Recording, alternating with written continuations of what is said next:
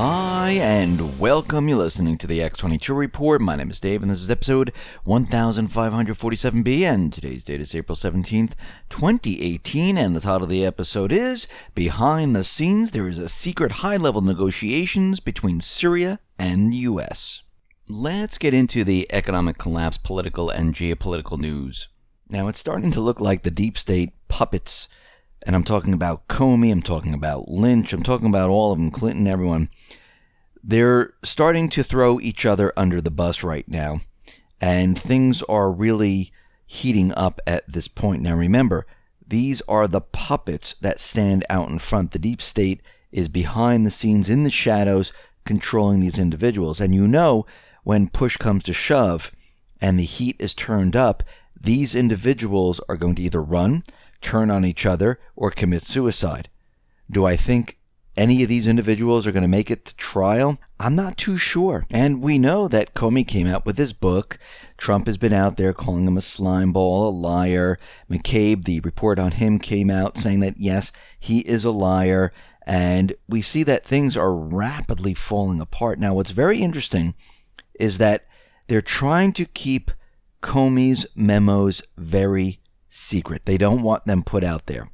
And we need to go back saying, and we need to look at Comey's memos. Remember, he leaked them to a friend, and this was discussed in the congressional testimony, and it was read by a few Capitol Hill lawmakers and staff, but it was leaked to the press through a friend, Daniel Richman, who was a law professor at Columbia University, and the purpose of doing this was basically to ultimately hoped that the exposure would spur the appointment of a special prosecutor in the Trump-Russia case, which it did. Now, remember what Comey said, and I quote, "I asked a friend of mine to share the content of the memo with a reporter," Comey told the Senate last June. "Didn't do it myself for a variety of reasons, but I asked him to because I thought that might prompt the appointment of a special counsel, and so I asked a close friend of mine to do it." Within hours of Comey's testimony, the group of the Senate Judiciary Committee fired off a letter to Richmond asking for the memos Comey sent him. Richmond said no. He wouldn't even say if he still had any of the memos. A few months later, the committee asked Richmond to come in for an interview. He refused. Later, he claimed to be one of Comey's attorneys. Finally, in July of 2017, the FBI allowed lawmakers to see the memos, but the Bureau made sure the information in the memo was severely restricted. For the Senate Judiciary Committee, which directly oversees the FBI, the Bureau allowed only 2 committee staffers to see the memos. They had to go to the FBI, and an FBI minder was in the room at all times. They were not allowed to make copies of the notes. The FBI later took the memos to the Senate to allow Grassley to read them, but the same rules applied. The FBI minder was there, no copies, no notes. Now, Gowdy was out there, and he's saying that he doesn't understand why these memos can't be released, because Gowdy said there was an absence of classified information in the memos, or any other reason they should remain secret. Now, out of the total of 7 memos, the FBI had marked 4 as classified as the secret or confidential levels, not the highest levels, but even with those memos, it appeared to Gowdy that they should be released publicly with only minimal blackout. And again, they're keeping the memos secret. Why? Why will they not allow these to be released? That is the question. Now, Q told us in Post 1072, April 7, 2018, that border states are very key, bigger than you can imagine, the pipeline. It's not Republican versus Democrat. California is special. Watch California. Now, what's very interesting, Trump, as we know, ordered the National Guard to the southern borders. And the only state right now that will not allow the National Guard to the border is California. Now, they gave a reason why they're rejecting the order from the president. They said because the work is considered too closely tied to immigration enforcement. And again, Q was saying, watch the border states, especially California. And it looks like Trump most likely is going to take on California. Now, we know there's big controversy with Facebook is continuing. And what's very interesting, once again, is that Q mentioned something about class action lawsuits. Q said they're very effective. This was from post 1105, April 9th, 2018. And we know a lot of people, over 2 billion people, were caught in this, where Facebook was using everyone's information without getting permission from the people. And what we're seeing right now, remember, class action lawsuits are very effective. What we're seeing right now is a class action lawsuit. A U.S. federal judge has found that Facebook AI breached user privacy. Automatically generating tags and pictures broke biometric laws in Illinois. Affected users could be entitled between $1,000 to $5,000 per tagged photo. Facebook could be set to pay out billions of dollars in compensation. Facebook is going to face a class action lawsuit in the wake of its privacy scandal. This is coming from a U.S. federal judge who has ruled this. So think about what is happening here. And it looks like Facebook right now is, under a lot of pressure. Q actually said this was going to happen, and it is being pushed right now. Now remember, Facebook, Twitter, Google, YouTube, they're all linked together by a central algorithm, which is the intelligence agency's spying apparatus machine. Now add on top of all of that, we have Q coming out with a new post on April 16th saying 23andMe Anne Wojcicki spouse, why is this relevant? Now Anne is married to Sergey Brin, I believe, and 23andMe, this is a site where you can basically enter your information. It collects your personal DNA, and basically the company is run by Anne, who is married to Sergey Brin, who started Google. The reason why they have these two companies is because they wanted to merge people's DNA with Google, with Facebook, so they can track everyone down to the level of your DNA. And this was going to be used. So this way they know exactly where everyone is, what everyone is doing, and they can use your DNA for all different purposes. And Q is saying we need to look at this. This is next. Now, Macron is basically doing a 180 here, because he did mention during the Syrian crisis, where the United States and the coalition forces were bombing Syria, Macron came out and said that, yes, he is the one who convinced Trump of keeping the troops inside of Syria. Now Macron is backpedaling, saying, yeah, well, we had a talk and stuff, because, again, Trump said, no way, this didn't happen. They denied the reports. Trump said, no, we're going to remove the troops from Syria. And Macron now, well, he's caught in this whole thing, because you need to remember, these puppets that are out for, remember, Macron was put into position. He's a Rothschild individual, groomed for this. These individuals are used to the deep state having full control over everything, the corporate media and everything. So if he did mention this before, everyone would have gone along with it. I mean, if it was Obama, yes, Obama wouldn't have said anything. The corporate media would have reported it, and everyone would have believed it. Now he puts it out there. The corporate media reported it, but Trump doesn't play along. He denies it. This is the problem they're having. Remember, the deep state, the puppets, they're so used to complimenting each other, giving each other awards, like Obama giving an award to Clinton, Obama giving an award to Bush. I mean, this is what they do. They present awards to each other, they pat each other on the back, and this is all part of the deep state system. Remember, they're all puppets. And we see that it's not working out the way they thought it was going to work out, even with Nikki Haley.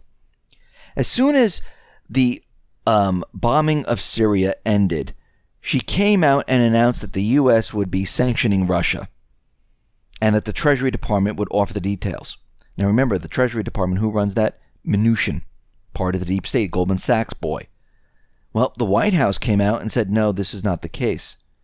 They basically said, we're not putting sanctions on Russia at this point. Maybe they will later on, but we're not. The way we would do it is not announce it the way Nikki Haley did. And now, basically, they're walking back what Nikki Haley says. They don't agree with that. Now, remember, Nikki Haley is a deep state operative. I do believe this. And this is why she is basically out there saying that, we're going to bomb again. This is to get Assad. I mean, she keeps saying the same things over and over. She even threatened the people of the United States, threatened the patriots by saying, listen, if you don't do what we say, there could be a chemical attack in New York. And she said it more than once. And you have to remember, going back a couple of years ago, they did do a test of a chemical attack in the New York subway system where they sprayed gas and stuff and they pretended like there was some type of chemical attack. Remember, all these drills that they plan for, it's all set up to be prepared for the false flag. They like to see how people react, what it would entail, how to cover it up. This is what they do. Now, Russia, they released a full report of which missiles were fired, how many missiles from the U.S. it took down, how many missiles from the coalition forces it took down, and they're saying the Pantsir S-1, 25 missiles were fired, and they hit 23 of the coalition missiles. The Buk M2, 29 missiles were fired, 24 hits scored. The Cub, 21 missiles fired, 11 hits were scored. And the list goes on and on and on. And we can see right now the Pentagon is looking into this because, again, they said that everything was great and everything was fine. Now, we have reports out there saying that Trump is putting together an Arab army which is going to invade Syria and it's going to start World War III. Now, again, this is coming from John Bolton, and I think he's allowing John Bolton to put this information out there. Now, think about this. Trump wants to remove the troops from Syria. And the only reason that Russia and Syria and Iran, the only reason they don't attack these areas is because the U.S. troops are there. If the troops are replaced with Arab troops, now these aren't going to be Saudi Arabians, this is not going to be Egyptians, these are going to be paid contractors that are going to be put into there, if this is actually really happening, next to the other paid contractors, and Russia and Syria and Iran are just going to go in there and completely wipe them out because the U.S. is no longer there. Now, I think he's allowing Bolton to put this information out there to make everyone believe that there's going to be a swap. And even if he does do this swap, he knows that this whole thing is pretty much said and done because those paid contractors, guess what? What allows them to be in the country? Nothing. Syria didn't invite them. They have no claim to anything in Syria. It's a sovereign country with an elected leader. Russia, Syria, and Iran, who are invited into the country, are going to go and wipe them all out. But the whole point of this is Trump is trying to remove the troops from this entire area, and I think he will be removing the troops. Now, very interestingly, Robert Fiskes, he's a reporter for the UK Independent, he went and he visited the site where the chemical attack took place in Duma. Guess what he reported? This is the first Western journalist to reach and report from the site of the alleged chemical weapons attack. And he says, guess what? There was no chemical attack. He spoke to many individuals there, looked all over the place, actually named doctors, Dr. Asim Rahabini, who told him, listen, we haven't treated anyone for chlorine gas. Nothing at all in this whole entire area. Most of the people that are coming in who are coughing and choking and stuff, it's not from gas. It's from the bombing. It's from the dust. That's what we've been treating. And actually, it links to the Syrian Observatory for Human Rights, which their report is a lot of people were coughing and choking because of the dust, because of the bombing in this area. But there was no chlorine, there was no gas, there was nothing. So right now, already we can see that this whole thing was a staged event. And guess what? The U.S., those deep state operatives, France, UK, and the rest, they're very nervous about this. Right now, the OPCW, they are in Duma. They're starting their investigation. No one is holding them back. I know there's reports out there saying that Russia is holding them back. Syria will not let them enter. Well, they're in there. They're doing their work. So all that is false, fake news. The only reason they weren't allowed in there because they didn't have the proper permits from the UN. But what we see happening right now is that the deep state is going into overdrive. They're saying that Russia tampered with the site. Now, the reason why they have to say this is because they know the OPCW is going to go in there, just like everyone else is reporting, saying there is nothing here. And do you know what it would be like for Russia to go in there and clean up everything if there was truly a chlorine gas attack, all the soil on the buildings everywhere, or if it was sarin? I mean, they would have to move really, really fast, clean up the entire area, and make sure that the OPCW discovers absolutely nothing. And this seems a little impossible to do in this short period of time, especially with the missile strike happening. Now remember, the deep state wanted the missile strike to hit a lot of those areas to cover up what they did, which was stage an event or have a war started with Russia, with Syria, with Iran. So this way, no one would ever look at the site, never even go to the site because everyone would be too busy with a war. But this didn't happen at all. And Nikki Haley was out there once again saying that, and this was on April 14th, where she said the United States refuses to initiate dialogue and to enter into discussion with President Assad. They're just not going to do it. And everything she says seems to be fake, phony, and false, because coming out of a Lebanese newspaper, they have just revealed that there have been already 3 high-level meetings that took place between Syria and the United States. The 4th meeting right now has been postponed, but I believe that they're going to take this up once again. Now remember, this is what happened with North Korea. There were a lot of meetings going on behind the scenes, and it looks like the deep state is saying that, we need to stop this. This is their message that they're putting out there, just like the troops are never leaving. We will never speak to Assad. Remember, the deep state, they're like Siths from Star Wars, those people that watch Star Wars. They think in black and white type of terms, compared to the Patriots who think in black, white, and gray, where they can say, you know what, maybe we can talk. Maybe we can work this out. The deep state doesn't think like that. Either you do it our way, or that's that. And this is what we're seeing right now. So we're seeing that there have been talks behind the scenes, secret negotiations between the two countries. And I'm sure Russia's involved. I'm sure China is involved. And we can see right now that they're going to be pushing these talks even further.